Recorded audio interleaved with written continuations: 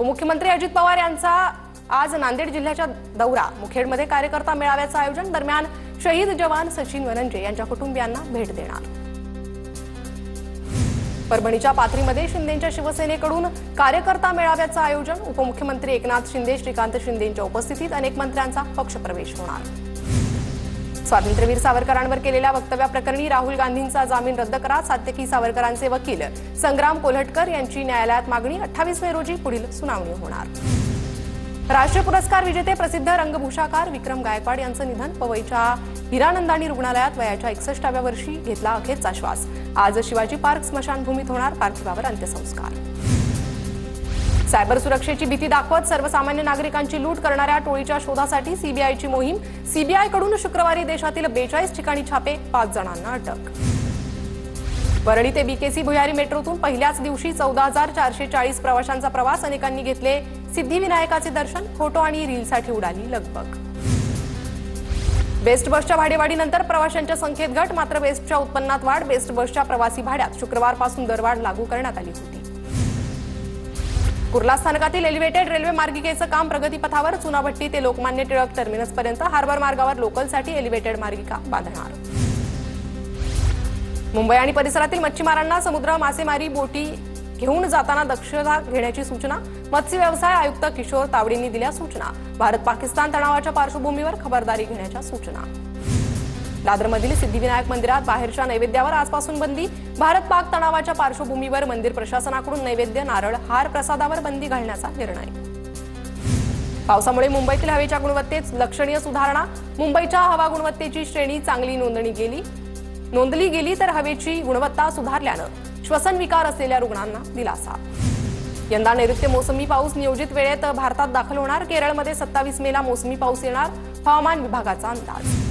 राज्यात पुढील 3-4 दिवस वादळी पावसाचा इशारा। विदर्भ, मराठवाडा आणि मध्य महाराष्ट्र या भागात वादळी पावसाचा अंदाज।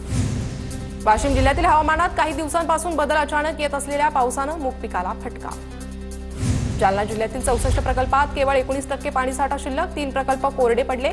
जिल्ह्यावर पाणी टंचाईचं संकट आणखी गडद। जालना जिल्ह्यात पाणी टंचाईची भीषण दाहकता। 137 टँकरद्वारे 280 टँकरच्या खेपा सुरू। बदनापूर तालुक्यात सर्वाधिक 98 फेऱ्या। पुणे उपनगरामध्ये भीषण पाणी टंचाई। गत वर्षाच्या तुलनेत एप्रिलमध्ये टँकर फेऱ्या 6000 वाढल्या। कल्याण, डोंबिवली, टिटवाळा शहरांचा पाणी पुरवठा मंगळवारी 8 तास बंद राहणार। महावितरणच्या दुरुस्तीच्या कामांमुळे पाणी बंद होणार। पालिकेकडून पाणी जपून वापरण्याचं आवाहन। ठाण्यात पाणी पुरवठा करणाऱ्या धरणांच्या सुरक्षेत वाढ। युद्धाच्या पार्श्वभूमीवर पाणी पुरवठा करणाऱ्या धरणांसह जलवाहिनीवर सुरक्षा यंत्रणा तैनात। नाशिकमध्ये कांद्याचे दर क्विंटल मागे 1000 रुपयांनी घसरले। दर घसरल्यानं शेतकऱ्यांना मोठा आर्थिक फटका। भारत पाकिस्तान तणावाच्या परिस्थितीमुळे निर्यात पूर्णपणे ठप्प।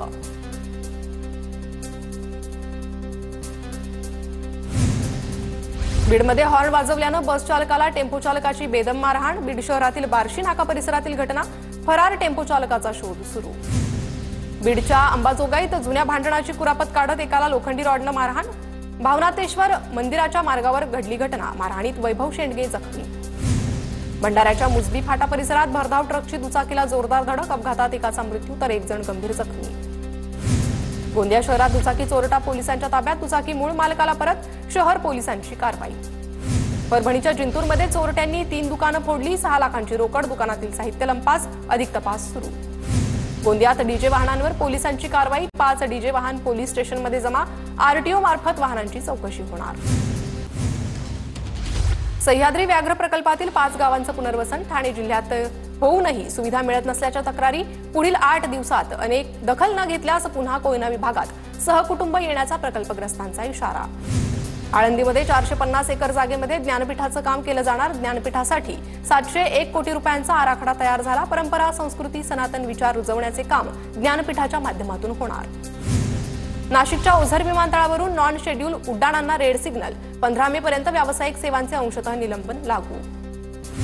मुंबईत गाळ काढण्याच्या कामात फसवेगिरी। संबंधित कंत्राटदाराविरोधात पालिकेनं कारवाईचा बडगा उगारला। गाळ उपसा कामाचा हलगर्जीपणा करून पालिकेची आर्थिक फसवणूक केल्याप्रकरणी कारवाई। मुंबईत वाहतूक नियमांचं उल्लंघन केल्याप्रकरणी 1,14,288 चलनांवर सुनावणी पार पडली आहे। एकूण 8,50,81,000 रुपये रक्कम दंड जमा। कल्याण डोंबिवलीत पोलिसांचा ऑल आउट कॉम्बिंग ऑपरेशन, 25 गुन्हे दाखल, 66 वाहनांवर कारवाई, नाकाबंदी दरम्यान शस्त्रसाठा, अवैध दारू, अंमली पदार्थांवर मोठी कारवाई। राज्यात 11वी प्रवेशासाठी 16,76,000 जागा, यंदा प्रवेश प्रक्रिया 15 ऑगस्टपर्यंत पूर्ण करण्याचं उद्दिष्ट। पुणे शहरात